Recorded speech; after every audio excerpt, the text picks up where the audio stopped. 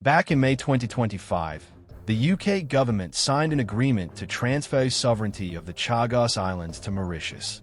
As part of the deal, Britain would lease Diego Garcia, the largest island and home to a joint UK-US military base, for 99 years. The cost averages around £101 million a year. Since the agreement was announced, debate over whether it makes sense has been intense. Supporters argue it protects the military base and resolves a long-running legal dispute. Critics say it is expensive, unnecessary, and unjust. For months, though, little seemed to change. That shifted this week. On Monday, the Diego Garcia military base and British Indian Ocean Territory Bill, which formally approves the deal, passed through the House of Lords. In the process, peers amended the bill 4 times. In this video, we will recap what the Chagos deal involves, why it is controversial, what changes the Lords made, and whether they could realistically stop or reshape the agreement. Before getting into the politics, it helps to understand the background. For much of their history, the Chagos Islands were uninhabited. Permanent settlement began in the late 18th century, when the French established coconut plantations using enslaved labor. Britain took control of the islands in 1815 and administered them from Mauritius.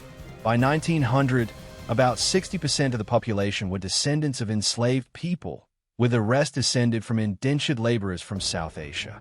Over time, they formed a distinct community, building towns, churches, schools, and developing their own Chagossian Creole language. However, almost all land on the islands was owned by plantation companies. Residents worked for those firms and did not own property themselves. That detail would later become crucial. In the 1960s, after the United Nations called on colonial powers to grant independence to their colonies, the UK entered secret talks with the United States about building a military base on Diego Garcia.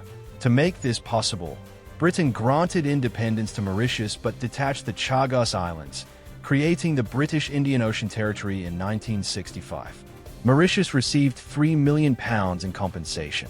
2 years later, Britain paid £600,000 to buy out the plantation companies, becoming the sole landowner. Over the following 5 years, the entire Chagossian population was forcibly removed. The US then built its military base on Diego Garcia.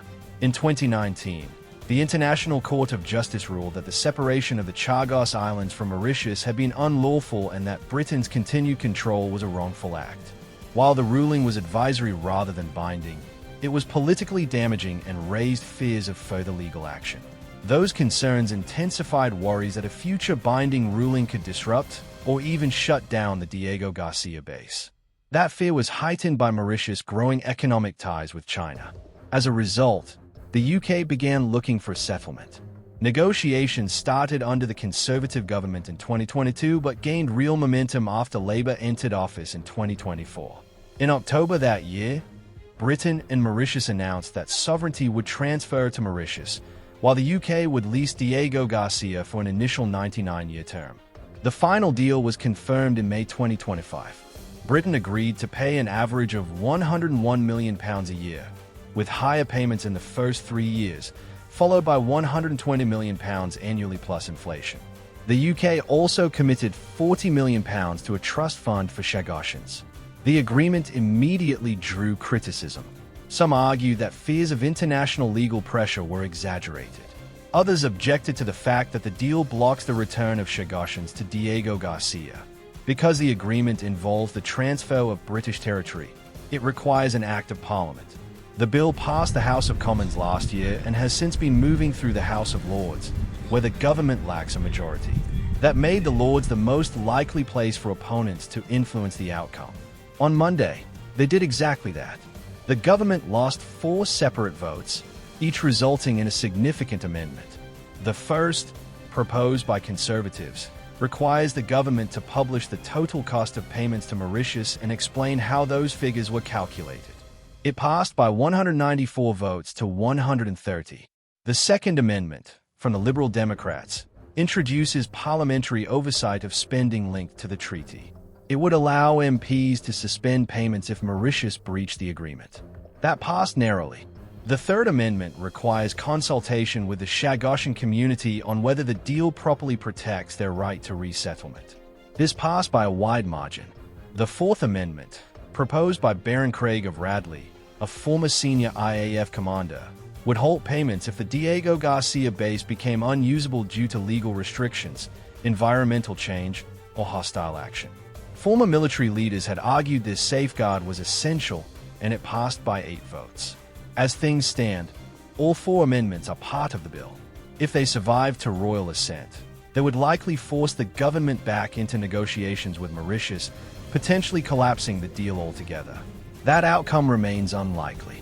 The bill now returns to the House of Commons, where Labour's large majority makes it probable the amendments will be overturned. Still, opponents see momentum. The Lords' defeat was embarrassing for Keir Starmer, and some critics hope sustained pressure could encourage Donald Trump to intervene. There are already reports of growing concern in Washington that the deal poses risks to U.S. national security. If that happens, the House of Lords may not have the final word, but they may have set the stage.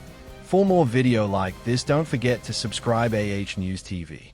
Thanks for watching.